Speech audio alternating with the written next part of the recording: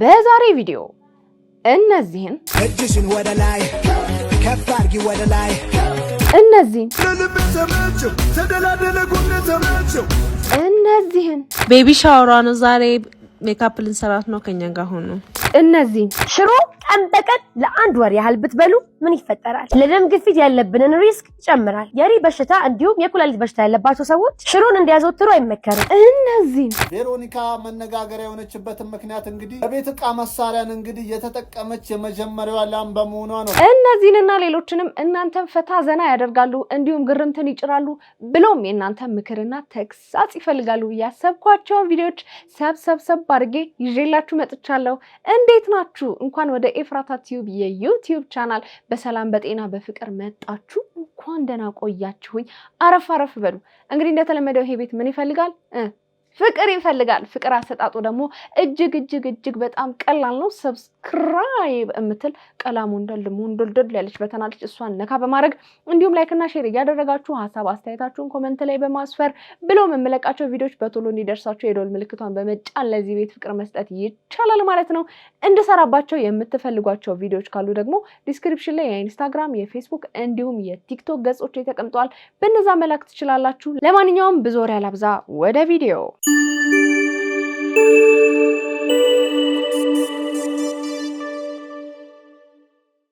አረሲ ቲክቶክ ላይ ጎብ ሆነን ምናምን የሚሉትን ልጆች አግኝቻቸዋለሁ። ምን እሺ ነው ያራዳ ልጆች? ምን ፍቅር እሺ አይሻልም ነው? አረ ጭሱን ነው ማመጣጣለት ገና ምን አይተ እንበሳሰዋለን ነው ምን ብራ። አረ ባክሽ በቃ ሄዱለት። አረ ከሄደለታል። አረ አወራብሹት ነው የምልሽ። በደንብ ነው እንጂ አግር ጥፍሩስ ከራስ ጸጉሩ በሳሰዋለሁ ነው የምልህ። ላወራብሽት። አረ ፈሯችሁ ነው የምልሽ። ከሴት ጎረምሳ ይጠብቀን። አሜን።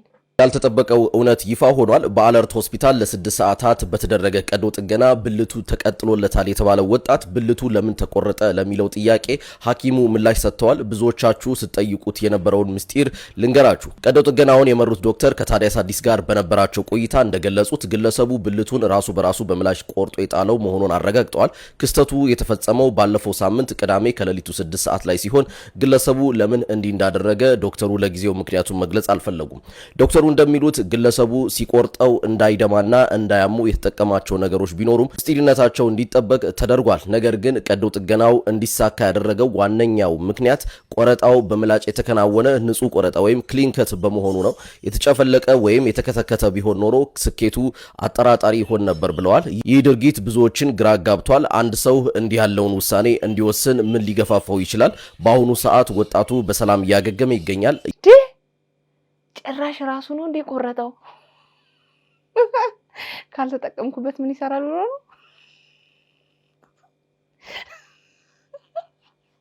አልስቅም። አሞትም ሊሆን ይችላል፣ አይታወቅም። እንዴ ይቅር ይበለኝ ጌታዬ ሆይ ይቅር ይበለኝ። እንግዲህ ሰው ልጅ በዚህ ነው ያህል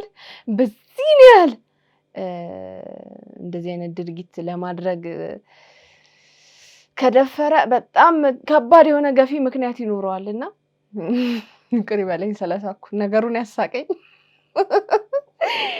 ወይኔ ስንት አይነት ሰው አለ ግን እዚህ ምድር ላይ ስንት አይነት በየአይነት ነው ያለው። እንዴ እኔ እኮ በአደጋ ምናምን ምክንያት መስሎኛል። እራሱ በምላጭ አርሰናል ተሸነፈ በሚል ጆሮን ቆረጠ ብለን እዚህኛ እንዴት ምናምን ብለን ጓገጭ እንላለን። ፍሬንዴ ደካ አሰናብተዋለች። በስመ አብ ወወልድ ወመንፈስ ቅዱስ። እንዴ ኧረ ከባድ ነው። እግዚአብሔርን በጣም ከባድ ነው። መድኃኒዓለም አያክሊሉ ብሏል።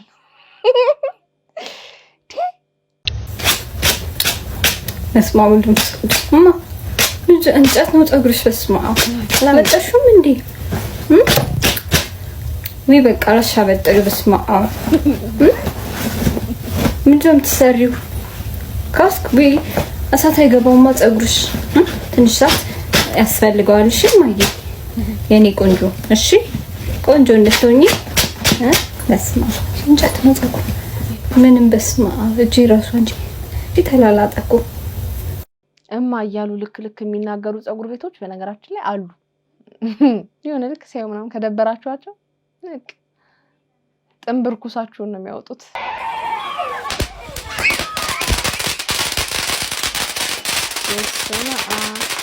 በዳዴ ገባች። አንደኛዋ አንቺ ባለልደቷ ነች መሰለኝ። ችግርና ጥይትን ተንግቶ ነው ማሳለፍ የሚለውን ነገር በደንብ ሰምታለች ማለት ነው። ኧረ በስመ አብ። ግን እውነት ለመናገር ይሄ ልደት ላይ የሚደረጉ ርችቶች አንዳንድ ሰዎች ጥንቃቄ አድርጉ። እንዴ በጣም ነው የሚፈነጣጠሩት። በተለይ ደግሞ ይሄ እንደውም ውጪ ላይ በረንዳ ላይ ምናምን ስለሆነ ነው እንጂ እቤት ውስጥ ብታረጉት ደግሞ ከባድ ነው እና ያደምቅልናል ብለን የምንገዛቸው ርችቶች ጉዳት ሊያመጡብን ይችላሉና ጥንቃቄ አድርጉ ወላጆች። በተለይ ባልሽ እንደማገጠብሽ ከደረስሽበት አንቺን በምን እንደበለጠችሽ በጥበብ ፈልጊ። በስለላይ መሰረት ባልሽ ከ18 ሴቶች ጋር ማግጧል። ከኔ የሚለዩበትን ነገር ንገረኝ፣ ጉለቴን አስተካክላለሁ። ሀና ቀጭን ናት። ጂም ጀምራለሁ። ሳሮን ረጅም ነች። ሂል አደርጋለሁ። ሜሮን ታቷ አላት። ምኑ ጋር? እዚህ ጋር ነው። እናቀሷለሁ። ቢታንያ ድንክ ነች። ምረት ወፍራም ናት፣ ትልቅ መቀመጫ አላት። ኤደን እና ማህሌት አጥራለሁ፣ ረዝማለሁ፣ ወፍራለሁ፣ ከዛለሁ፣ ባሌ መልሰዋለሁ። ከቀልብሽ በተመለሽ።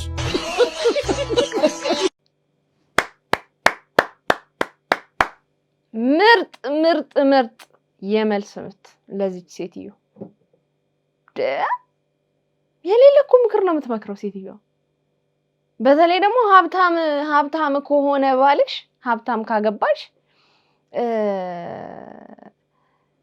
እንደዚህ የፈለገችት ቢያረግብሽ አንቺ በራስሽ መቆም ስለማትቺ ሴቶቹን እየዞርሽ እያናገርሽ ትዳርሽን አቆይ ብላ እኮ የምትመክር ሰው ነች እቺ ሴትዮ። ብቻውን ሰው ነች። እንደኔ ሀሳብ ትላለች ደግሞ አታስቢ ብትቺ ከዚህ በኋላ ገኒ ሃውስ ዋይፍ ነው ምናምን ማሰብ አቁሚ። በቃ ከዚህ በኋላ አታስቢ፣ ተይው። ዝም ብለሽ ዕጣንሽን ምናምን እያጨሽ ምናምን ቡና እያፈላሽ ባልሽ ቺት ያረጋቸውን ሰዎች ሰሌክት እያረግሽ እያንዳንዱን እየሄድሽ እያናገርሽ ጉለትሽ እንዳሁኑ ቁመትሽ ካጠረ ቁመትሽን የሚያስረዝም ነገር እየተጠቀምሽ ውፍረት ከሆነ በቃ እንደዛ እንዳሉት እነሱ እንዳሉት እያረግሽ ኑሪ። አትምከሪ ፕሊዝ ፕሊዝ፣ ይቁም በዚህ ብቃት። እስካሁን ከተሰጡሽ ምላሾች ይሄ ነው በቃ ትክክለኛው ምላሽ። ሰው ራሱ ነው መሆን ያለበት፣ ማንንም መምሰል የለበትም። አለቀ። 4 ነጥብ። አንቺነትሽን ያልወደደ ባልሽ ማንንም ብትመሲ ሊወድሽ አይችልም። እኔ ለዚህ ሴትዮ አንድ ጥያቄ ያለኝ፣ አሁን ለምሳሌ ካነሳቻቸው ነጥቦች መካከል ሀብታም ባል ካገባሽ ቺት ቢያረግሽ እንኳን እንትን እንዳትይ በቃ ሄደሽ አናግሪ ከሶቹ ምናምን አይነት ምክር ነው። ደሃ ከሆንስ ለምሳሌ ያገባችሁ እና ቺት ቢያረጋት ትቶ እሱን ይህን ጥያቄ ብቻ መልሽልኝ በእውነት።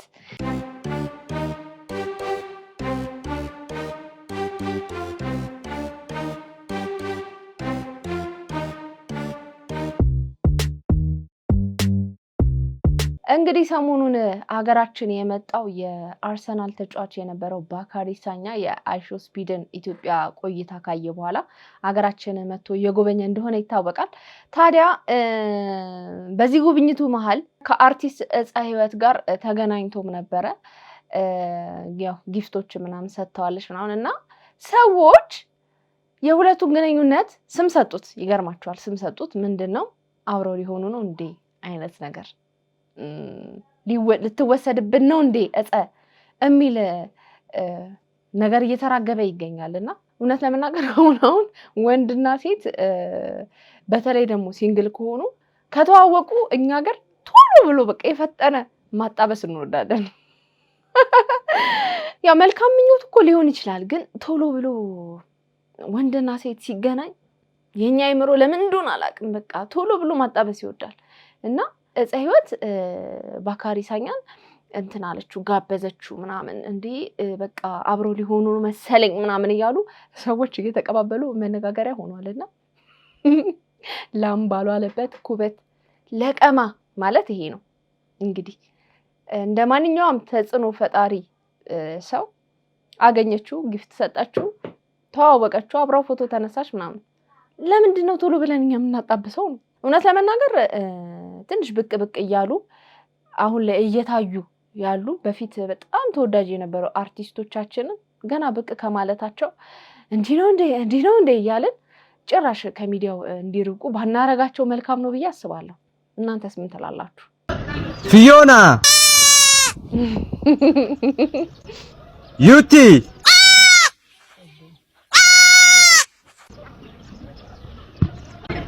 ጃኒ ባምቢ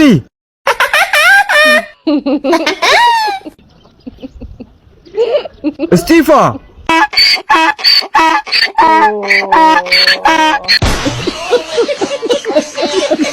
ኧረ ተው እንዴ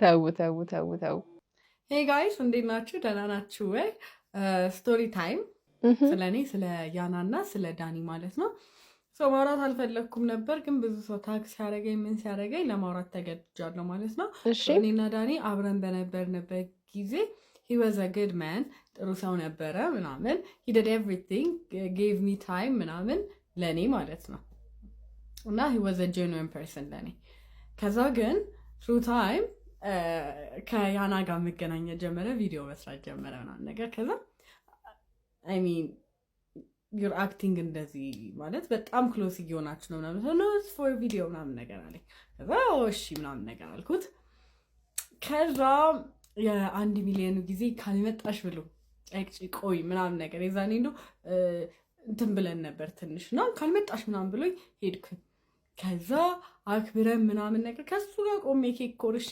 ምናምን ነገር ነበር ታርቀን በዛ ሰዓት ማለት ነው ከዛ አብረን ተመለስን ምናምን ነገር ከዛ የሆነ ጊዜ ቁጭ ብለን እያወራን ምናምን ነገር ቲክቶክ እያየው ነበር ማለት ነው ከዛ ቲክቶክ እያየው ድንገት ሜሴጅ ውስጥ ገባ አየሁኝ ቲክቶክ ሜሴጅ ማለት ነው ከዛ ለኔ የተላከው ቪዲዮ ለዛ ፐርሰንም ደርሶታል እና እናቶን ሊሳ ብቻ ያናም ደርሶታልና አዘይ እንዴ ምን ማለት ነው ማለት ቲክቶክ የሚለው ደግሞ ማይ ገርል ፍሬንድ ምናምን ነውና ምን ማለት ነው ከዛ እንትን ስለው ምናምን ነገር ኖ ተሳስቼ ነው ላኩላት ተሳስቼ ሰሌክት አድርጌ በጣም ማለት ነው ጎበዝ ነው ሲዋሽ ከዛ እንደዛ ይል ነበር ማለት ነው እሺ ምናምን ነገር አልኩ ከዛ የሆነ ጊዜ ያናና እኔ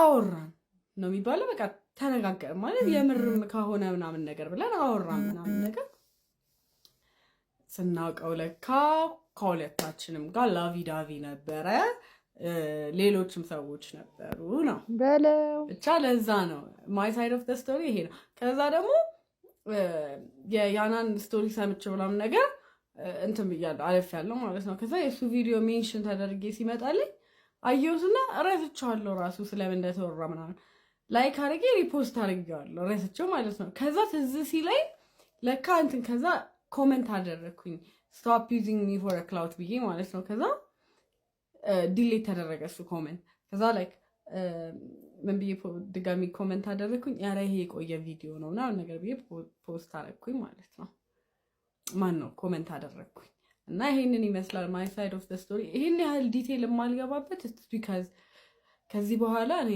ያናን የመሰለ ጥሩ ጓደኛ አፍርቼበታለሁ በዚህ ሰው ያው ይሄ ነገር ጥሩ አይደለም መመከር አለበት ብዬ ነው የማስበው የምር ከዚ እኔ ሳስበው ራሴ ያስቀኛል የምር በቃ ማለት እንዴት ማኒፑሌት እንደተደረኩኝ እኔ በቃ አሁን ሳስበው በጣም ፋኒ ነው የምር የዛ ሰዓት ግን ታምኑታላችሁ ነው ብቻ ይሄን ይመስላል ታሪኬ ላቭ ዩ ጋይስ ዳኒ ሮስት የሚባል ሰውዬ ግን በጣም ከባድ ሰው ሳይሆን አይቀርም አንተ ደሙ እኮ ሲያማምሩ ሴቶቹ እንግዲህ ባለፈው ያናቤል ዳኒ ሮስት እንዲያርጎኛል ብላ ታሪኳን አጋርታን ነበረ የህግ ተጠያቂነት የሚያመጣል የሚል የህግ ባለሙያ የተናገረው ነገር አጋርቼ ነበረ ዳኒ ሮስትም እንግዲህ እኔ ከማንም ሴት ጋር ግንኙነት የለኝም የውሸት ታሪክ ነው ያጋራችሁ የሚል ምላሽ ሰጥቶ ነበር እንደሰማነው ደግሞ ሌላኛዋ የዳኒ ሮስት ተበዳይ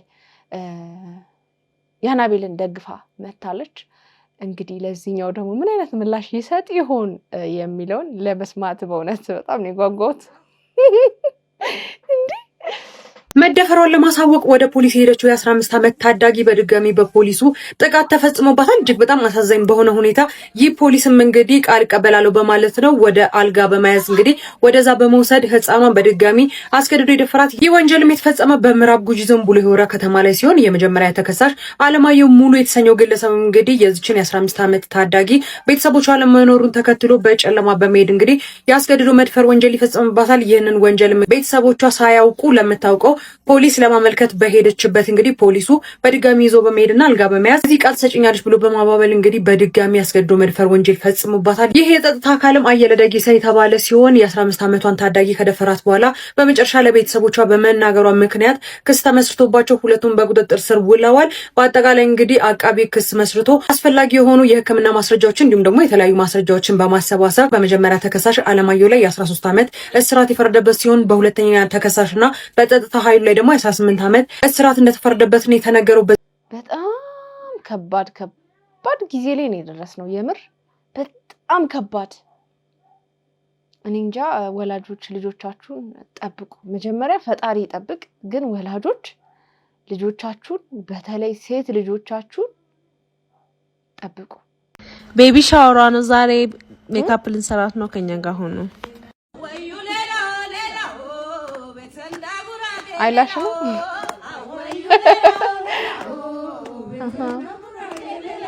ዋው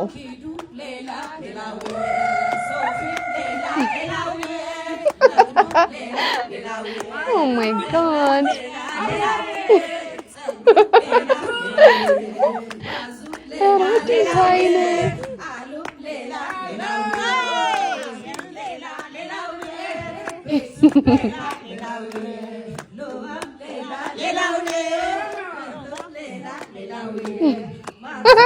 የመስክ ነው ይሄኛው ደግሞ ፎቶ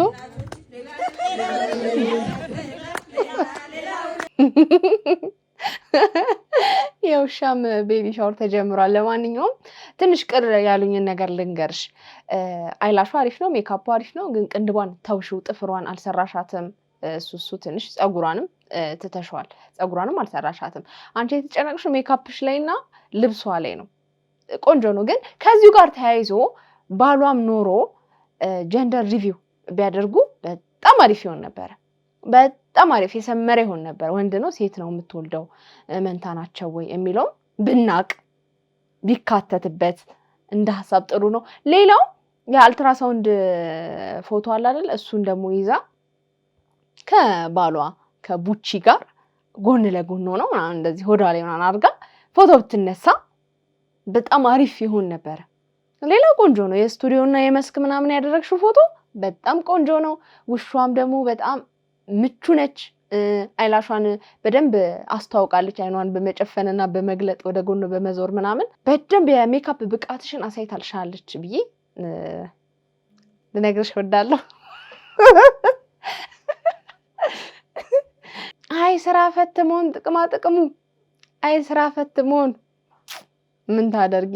በዚያ እያያዝሽ ግፊበትና የውሾች ቤቢ ሻወር ኢቨንት ኦርጋናይዘር ለምን አትሆኝም? ልቤ ተመቸው ተደላደለ ጉድ ተመቸው ልቤ ተመቸው ዛሬ በቃል ልቤ ተመቸው አታገኘው አታገኘው በስንት ጊዜ አታገኘው በስንት ጊዜ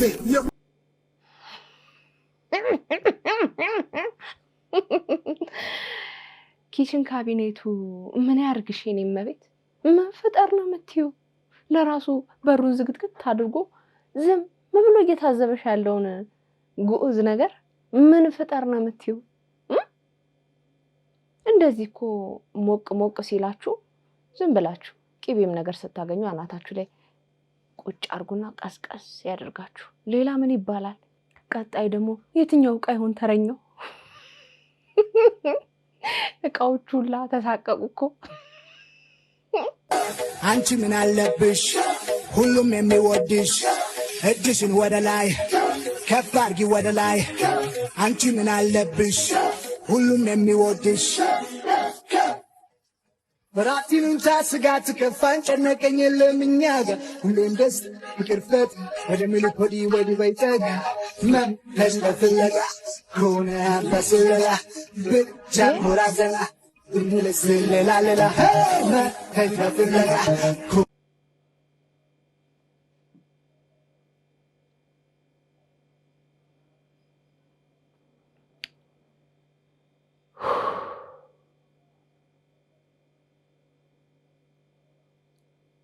አልገባኝም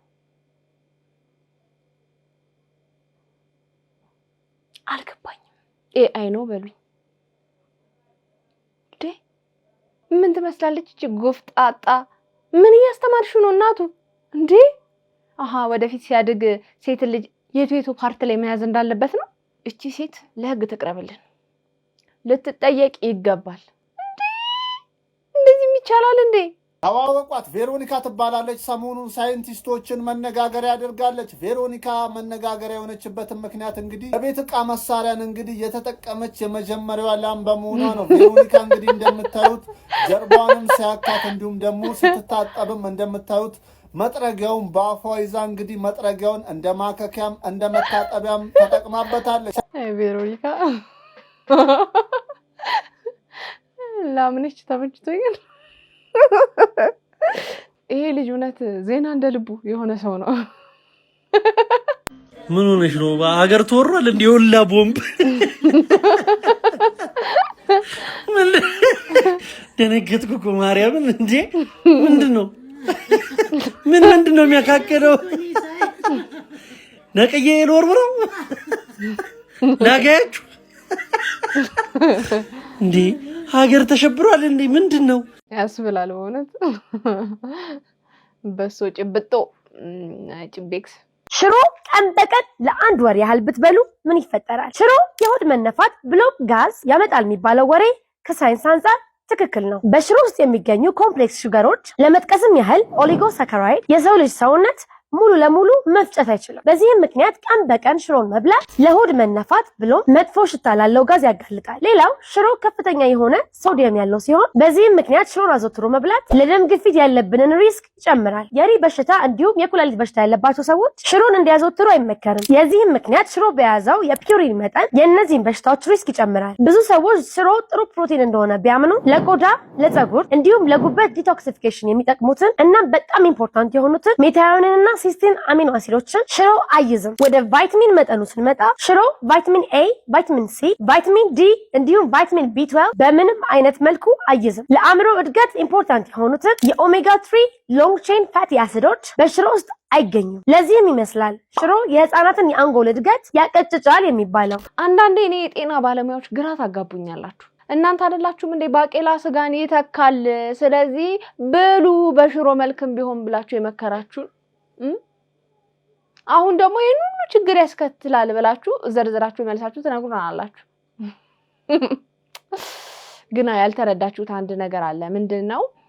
ሰው ወዶ አይደለም ወር እስከ ወር ሽሮ ብቻ የሚበላው ወዶ አይደለም። በቃ ችግር ነው። ቢያንስ ሌላ ነገር እንኳን መብላት ባይችል ወር እስከ ወር ሆዱን ጾም ሳያሳድርለት ሊበላው የሚችለው ምግብ ቢኖር ሽሮ ስለሆነ ነው። አማራጭ ስለሌለው ነው እንጂ ቢመቸውና ቢደላው ማንም ሰው ሽሮ አይበላም። ማለት ስፔሻሊ ሽሮ ፍቅር ያለበት ሰው ካልሆነ በስተቀር ቀን በቀን ማንም ፈልጎ አይበላም። ማጣት ነው የሚያስበላው።